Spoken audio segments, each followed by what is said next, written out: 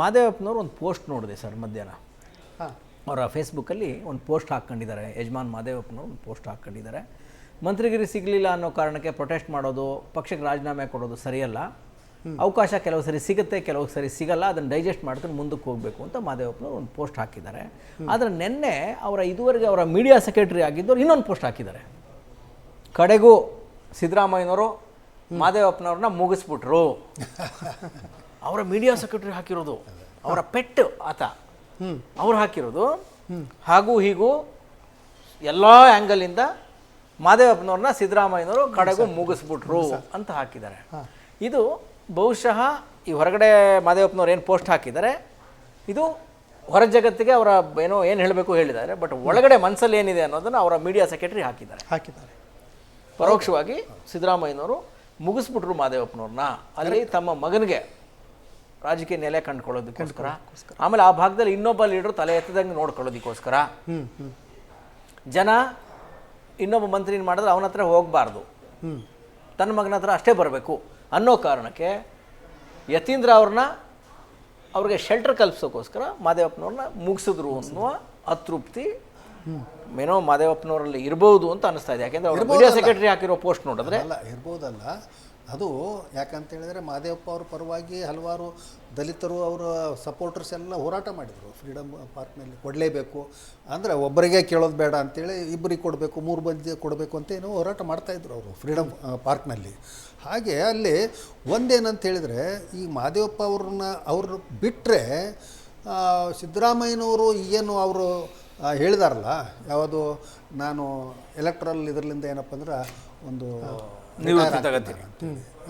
ನಿವೃತ್ತಿ ಪಡಿತೀನಿ ಅಂತೇಳಿ, ಆ ನಿವೃತ್ತಿ ಪಡೆದ್ರೆ ಅದು ಪರವಾಗಿಲ್ಲ. ಒಂದು ನಿವೃತ್ತಿ ಪಡಿತೀನಿ ಅಂತ ಹೇಳಿಬಿಟ್ಟು ಇಂಡೈರೆಕ್ಟಾಗಿ ಅವ್ರು ಏನಪ್ಪ ಅಂದ್ರೆ ಪೊಲಿಟಿಕ್ಸ್ ಮಾಡ್ತಾಯಿದ್ರೆ ಅವರಿಗೆ ಬಹಳಷ್ಟು ನಷ್ಟ ಉಂಟಾಗ್ತೈತಿ. ಇದು ಅವರ ಅಹಿಂದ ಒಂದು ಫಾರ್ಮುಲಾ ಏನಿದೆಯಲ್ಲ, ಅಹಿಂದ ಫಾರ್ಮುಲಾಕ್ಕೆ ಪ್ರಿಯಾಂಕ್ ಖರ್ಗೆ ಬಂದು ನಿಂದ್ರಲ್ಲ. ಅವರು ಮಲ್ಲಿಕಾರ್ಜುನ್ ಖರ್ಗೆ ಅವರು ಬಂದು ನಿಲ್ಲಲ್ಲ. ಹೌದು. ಆಮೇಲೆ ಪರಮೇಶ್ವರು ಬಂದು ನಿಲ್ಲಲ್ಲ. ನಿಲ್ಬೇಕಾದವರು ಮತ್ತೆ ಮಾದೇವಪ್ಪ ಒಬ್ಬರೇ ನನ್ನ ಕೇಳಿದರೆ. ಮತ್ತು ಇನ್ನೊಂದು ಕಡೆಗೆ ಏನಂತ ಹೇಳಿದಾರಪ್ಪ ಅಂತಂದರೆ, ಇವರು ಆಂಜನೇಯ ಎಲ್ಲ ಇದ್ದರು, ಅವರು ಎಷ್ಟರ ಮಟ್ಟಿಗೆ ಬರ್ತಾರಂತ ಗೊತ್ತಿಲ್ಲ. ಆದರೆ ಈಗ ಅವರು ಇಂಡೈರೆಕ್ಟ್ ಪೊಲಿಟಿಕ್ಸ್ ಏನು ಮಾಡ್ತಾ ಇದ್ದಾರಲ್ಲ, ನಾನು ನಿವೃತ್ತಿ ಅಂತೇಳಿ ಘೋಷಣೆ ಮಾಡಿಬಿಟ್ಟು ಮಾಲ್ಗೆ ಹೋಗಿ ಅವ್ರು ಏನಪ್ಪ ಅಂದ್ರೆ ಅವು ಚಡ್ಡಿ ಬನಿಯನ್ನು ಅವೆಲ್ಲ ಖರೀದಿ ಮಾಡಲಿಕ್ಕೆ ಹೋಗಿದ್ರಲ್ಲ. ಆದರೆ ಇವತ್ತು ಏನು ತೋರಿಸ್ತಾ ಇದೆ ಅಂತ ಹೇಳಿದರೆ, ಗಾಯತ್ರಿ ಅವ್ರನ್ನೇನಪ್ಪ ಅಂತಾರಪ್ಪ ಅಂದ್ರೆ ತೆಗಿಲಿಲ್ಲ ಅಂತ ಹೇಳಿದರೆ ನಮ್ಮ ಮಗನ ಒಂದು ರಾಜೀನಾಮೆ ತೆಗೆದುಕೊಂಡ್ಬಿಡಿ ಹೀಗೆ ಹೇಳಿದರು ಅವರು. ಅಂಥದ್ದೇ ಒಂದು ಕರಾರುವಾಕ್ಕಾದ ಒಂದು ಧ್ವನಿಯಲ್ಲಿ ಮಹಾದೇವಪ್ಪನವ್ರನ್ನ ತೆಗೆದುಕೊಳ್ಳಿ, ಇಲ್ಲದೆ ಇದ್ದರೆ ಯತೀಂದ್ರ ರಾಜೀನಾಮೆ ಅಂತ ಹೇಳಿಲ್ಲ ಅವರು. ಅಂದರೆ ದಲಿತ ಅಹಿಂದ ಅಂತಾರಪ್ಪ ಅಂದ್ರೆ ಅಲ್ಪಸಂಖ್ಯಾತ ಹಿಂದುಳಿದ ದಲಿತ. ಈ ದಲಿತರನ್ನು ಅವ್ರು ಕೈ ಬಿಟ್ಟಿದ್ದಾರೆ.